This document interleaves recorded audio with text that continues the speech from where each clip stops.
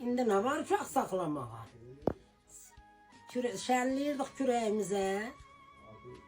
Qapı süpür, paltar yox, hamuru belə yoğur. Pampers desəydi nənə. O vaxt yox olur.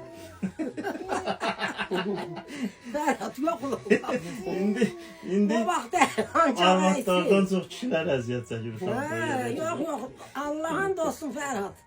Gör balam, da siz də bağışdan utanmazlıq eləyirəm. Altısı da bizim oğlum. Mən dostum Allah'a.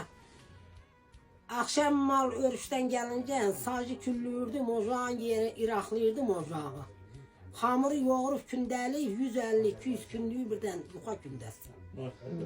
Tökürdüm mal gelende iraklıyırdım. Gayrı uşağı çimizdirirdik, yatızdırırdık ki gecvensin.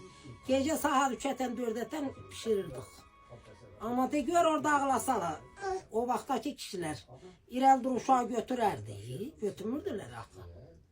İndi ne var? İndi kişiyle arvat var ağır uşaq saxlayır.